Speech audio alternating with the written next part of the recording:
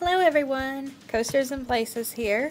Today I want to do an in-depth review of Adventure Express located at Kings Island in Mason, Ohio. So Adventure Express opened all the way back in 1991, manufactured by Aerodynamics, and it's often regarded as one of the best, if not the best, aero mine trains out there. But is it? Let's get talking about it, shall we?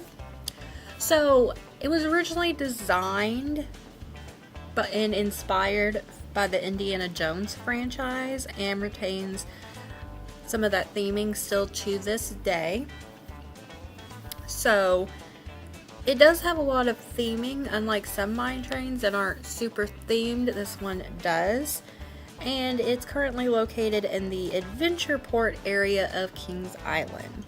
So this was recently actually rethemed and became an area in 2023. Mainly that was just basically upgrading some of the theming that Adventure Express had and like fixing some of the animatronics and just general refurb. Didn't really change the ride itself, just theming based. But I think that just doing that definitely did help enhance the area and help enhance Adventure Express. So the stats. It's a steel mine train. It has 2 lift hills. The tallest part is 63 feet tall. It is 2,963 feet long. 35 miles per hour top speed. It has a ride duration of 2 minutes and 20 seconds. And it pulls 3.8 Gs. So, let's talk about the ride description. Like, okay, so I want to ride this. What's it going to be like? Okay, so as the train leaves the station, it's going to make a small right turn, followed by a small left turn. And then it dips slightly into a bank turn to the right. And then you go through a tunnel.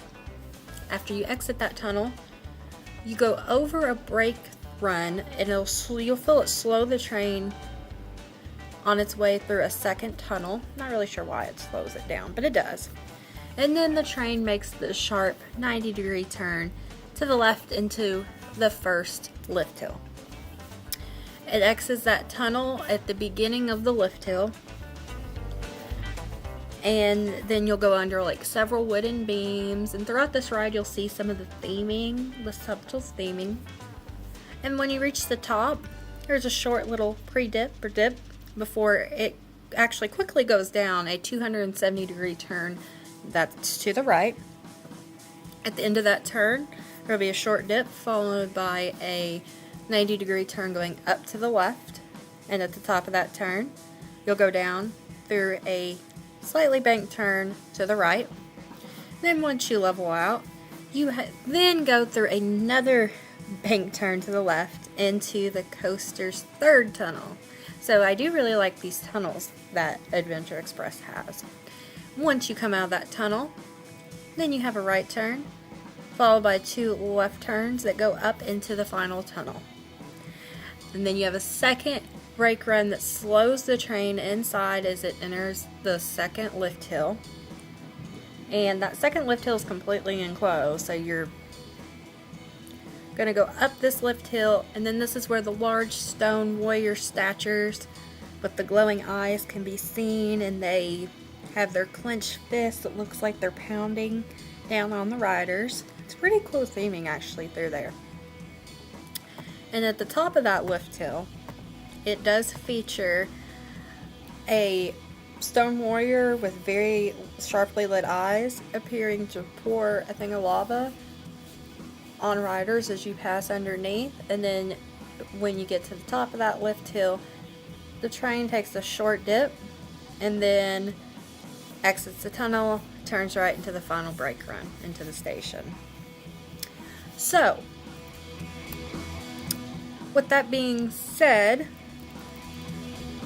overall, my personal thoughts on Adventure Express are that I think it is definitely a top tier aero mine ride aero coaster.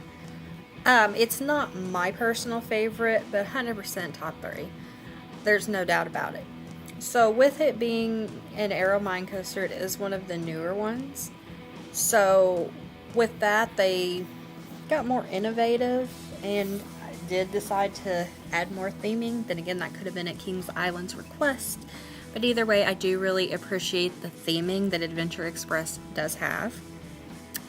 The trains, I like that the trains are just a lap bar and that they are accommodating for multiple different sized guests, because I've definitely seen bigger guests ride this, smaller guests. The only thing is that the height on this is only 48 inches. I feel like somebody shorter could ride this, but to make it more of a family coaster, this is definitely a family coaster. This is not a thrill coaster. It's a family coaster. But the height is at 48 inches. So, my thought on maybe that height being like that is maybe because of the seat. I don't think so. I think it's because probably some of the jerky transitions, if I were to guess. It being an Aero, it being still, there are some jerky transitions, and it can get pretty rough in a couple spots. I'm not gonna lie. It always seems like this coaster always hurts my hip. It's usually, I don't know if right or left hip, but it's always the one hip. It hurts. This could just be a me problem, could just be me being a woman that has bigger hips problem. I don't know. Does this coaster hurt your hips too? Are you guy, woman? Let me know down in the comments below, because I'm actually curious if anybody else has had that experience. I haven't heard of it, but I'd like to think maybe I'm not the only one that's had that happen. So, a few more thoughts about things that are great with Adventure Express. Besides the great theming, when you go down after you go up the first lift hill into that drop, you really pick up speed. Like, you feel like you're absolutely flying. I like the tunnels too. Always love tunnels on a coaster, don't matter what type of coaster it is. I've always been a fan of tunnels. And usually this thing also does not have crazy long lines. That is a pro for me, and you cannot see most of the layout from the park. So it's kind of hidden, feels like it's a little isolated, its own little area. I love that.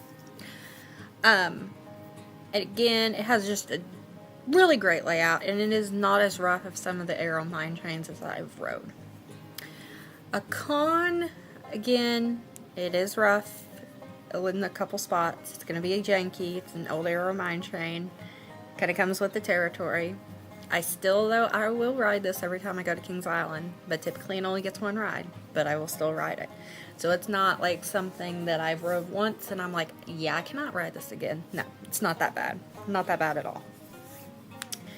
But my biggest con with this ride, this honestly is the real reason to me why I say that this can't be my number one mine train coaster, is the last lift hill. So, very first time I rode this, and then it had been several years since I'd been to Kings Island, so I experienced it again, this feeling, because I'd forgot. So both of those times, I'm like, we're going up this lift hill, and I'm like, oh my gosh. You see these statues moving, kind of creepy, and you're anticipating like this big drop, something scary to happen, and then you just basically go into the final brakes and it does nothing. I'm like, that is the most anticlimactic ending ever, but it makes you think it's gonna do more than it does, so it's like a disappointment, a letdown. That might just be a minor nitpick, but for me it just kind of knocks it down, honestly, because I've experienced that disappointment twice. Because the first time I went, and it had been so long since I got back to Kings Island, now I know what to expect. And I still, though, I'm like, yeah, it should have done something else. If they would have, like, say, done that for the first lift hill, and then had it go down that big drop, this would probably be my favorite Aero Mine train, because I love that theming and that drop. But they didn't. It is what it is, though. It's still a great ride. I do recommend you ride Adventure Express. and people say get rid of it. I think it has its place in the park. It's not terrible. There are way worse mine trains that are way older. Cedar Creek Mine Ride, I'm looking at you. You're terrible. But then there's a couple better out there, but still very solid ride, and I do like it. So if you enjoyed this video, make sure to like and please subscribe to my channel. I would really appreciate it. It helps my channel grow. Thank you so much.